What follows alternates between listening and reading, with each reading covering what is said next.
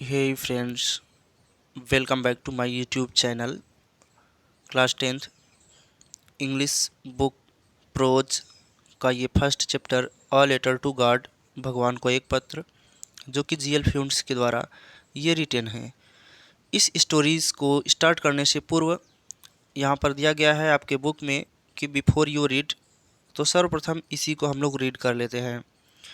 इस वीडियोस के अंत तक अवश्य बने रहिएगा ताकि आप सभी को ये वीडियोस पूर्ण रूप से समझ में आ सके, और मैं वादा करता हूँ कि ये वीडियोस आपको पूर्ण रूप से आपके दिमाग में फिट होने वाला है। तो चलिए अंत तक बने रहिएगा। दे से फैथ कैन मूव माउंटेन्स, वो कहते हैं कि विश्वास पर्वतों को भी हिला सकता है। यहाँ से यहाँ तक की मीनिंग है कि दे से मतलब वो कहते हैं, फैथ मीन्स विश्वास, कैन मूव माउंटेन्स पर्वतों को भी हिला सकता है। लोग कहते हैं कि जो विश्वास है पर्वतों को भी हिला सकता है। But what should we put our faith in, परंतु हमें अपना विश्वास किस में रखना चाहिए, रखना चाहिए। आगे की तरफ बढ़ते हैं कि this is questions, this is the questions, यही वो सवाल है। कौन सा?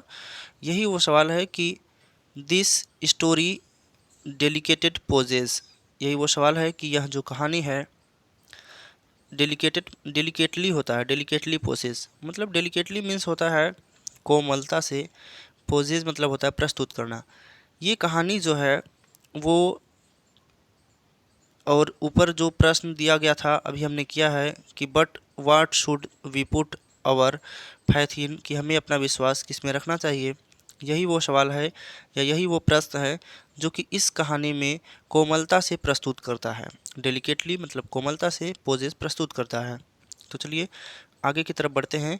यहाँ पर दिया गया है कि लेंचो को बता दें कि यह एक गरीब निर्धन परिवार में रहने वाला एक व्यक्ति है। तो चलिए अभी आगे इसके बारे में हम लोग डिटेल में जानेंगे। तब तक के लिए यहाँ पर ध्यान दीजिएगा कि Lencho is a farmer, Lencho एक किसान है। हु राइट्स अ लेटर, जो कि एक पत्र लिखता है, टू गॉड ईश्वर को, भगवान को एक पत्र लिखता है। लेंचो एक किसान है जो कि पत्र लिखता है, एक एक पत्र लिखता है भगवान को। When his crops are ruined, कब लिखता है भगवान को पत्र? जब उसकी फसल, वेन मतलब जब, हीज क्रॉप्स उसकी फसल, आर रूइंड बर्बाद हो जाती है। जब उसकी फसल नष्ट हो जाती है, पूर्ण रूप से नष्ट हो जाती है, तब लेंचो जो है वह एक भगवान को, ईश्वर को एक पत्र लिखता है। कब पत्र लिखता है? जब उसकी फसल क्या होती है? नष्ट हो जाती है।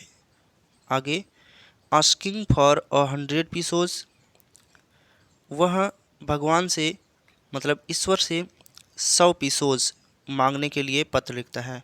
जब उसकी फसल बर्बाद हो जाती है, नष्ट हो जाती है, तब वह पूरी तरह से निर्भर होता है अपनी फसल पर ही, इसलिए भगवान से वह 100 पीसोस मांगने के लिए वह एक पत्र लिखता है।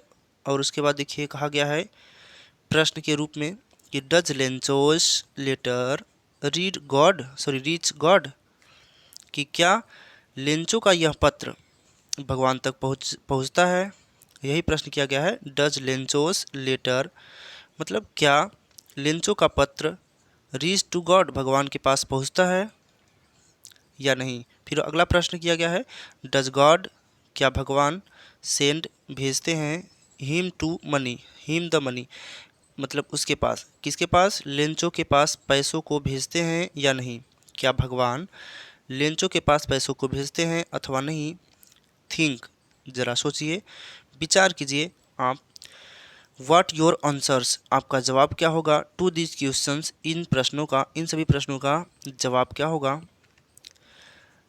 एंड गेस, और आप अनुमान लगाइए, अंदाज़ा लगाइए। हाउ द स्टोरी कंटिन्यूज़, जो यह कहानी है ये कैसे आगे बढ़ेगी, या कैसे आगे बढ़ती है आप अंदाज़ा लगाइए। Before you begin to read it, इस कहानी को पढ़ना शुरू करें इससे पहले ही आप अंदाज़ा लगाइए कि यह कहानी कैसे आगे बढ़ती है। यही यहाँ से लेकर के यहाँ तक का कंप्लीट मीनिंग होगा। देखिए, जो यह कहानी है ये पूरी तरह से लेंचो और लेंचो के परिवार के ऊपर और भगवान पर विश्वास के पात्र के ऊपर निर्भर होकर इस कहानी को जीएल फ्यूंट्स के द्वारा लिखा गया है। तो चलिए इस कहानी को स्टार्ट करते हैं। हमने आपको बताया कि ये जो क्या है, लेंचो है वह एक किसान है और यहाँ पर सर्वप्रथम या पहली ही लाइन में लिखा गया है कि दे से फैथ कैन मूव माउंटेन्स। वो कहते हैं कि ये जो विश्वास है, विश्वास से ही माउंटेन्स पर्वतों को हिलाया जा सकता है। ये बात सत्य है। और भगवान के ऊपर लेंचो का विश्वास और भगवान के ऊपर विश्वास से संबंधित इस चैप्टर को बनाया है। बहुत ही बढ़िया चैप्टर है। तो चलिए स्टार्ट करते हैं अपने स्टोरी को। देखिए यहाँ से स्टोरी स्टार्ट है। द हाउस, घर, the only one in the entire valley set on the crest of a low hill. तो चलिए घर, द ओनली वन जो कि केवल एक, कहाँ, पूर्ण घाटी में, सेट ऑन द क्रेस्ट जो कि पूर्ण घाटी में स्थित है, बसा हुआ है वह घर जो कि कहाँ बसा हुआ है, the crest of a low हिल, निचली पहाड़ी की ऊपरी चोटी पर, निचली पहाड़ी की चोटी पर बसा हुआ एक घर जो कि पूरी घाटी में केवल एक है। वह घर जो कि पूरी घाटी में केवल एक है, वह बसा हुआ है कहाँ, निचली पहाड़ी की ऊपरी चोटी पर। तो चलिए आगे बढ़ते हैं। निचली पहाड़ी की ऊपरी चोटी पर एक घर, केवल अकेला घर बसा हुआ है। आगे देखिएगा, फ्रॉम दिस हाइट, इस, फ्रॉम मतलब से, दिस हाइट इस ऊंचाई से, मतलब इस ऊंचाई से जहाँ पर उसका वह घर बसा हुआ है, उसी ऊंचाई से, जिस ऊंचाई पर यह घर जो है बसा हुआ है, इसी ऊंचाई से बात की जा रही है।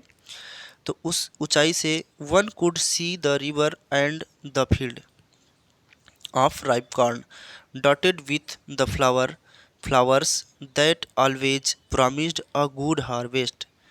उसी ऊंचाई से कोई भी देख सकता है, कोई भी देख सकता था किसको, द रिवर, रिवर मीन्स नदी, और किसको, द फील्ड खेत को, किसके खेत को, राइप कार्न मतलब मक्के की फसल को भी, और नदियों को भी जो कि बिंदु के रूप में फ्लावर्स लगे हुए हैं, एक फूलों से लदे मक्के की फसल को, और रिवर मतलब नदी को देख सकते हैं जो कि ऑलवेज हमेशा प्रॉमिस्ड वादा करती है एक अच्छे फसल की।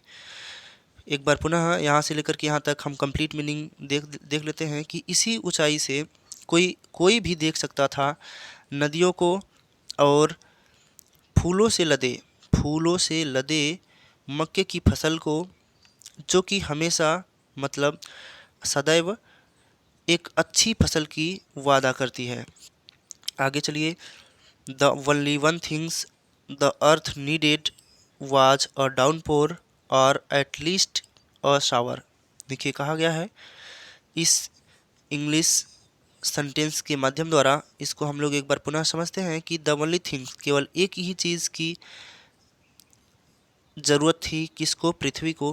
केवल एक ही चीज़ की अगर पृथ्वी को आवश्यकता थी तो केवल एक ही चीज़ की, नीड मतलब आवश्यकता थी केवल एक ही चीज़ की, किसकी, अ डाउनपोर, एक हल्की सी बारिश, एक हल्की सी बौछार की या हल्की सी वर्षा की, और अथवा एट लीस्ट, सॉरी यहाँ पर डाउनपोर मतलब होता है मूसलाधार वर्षा।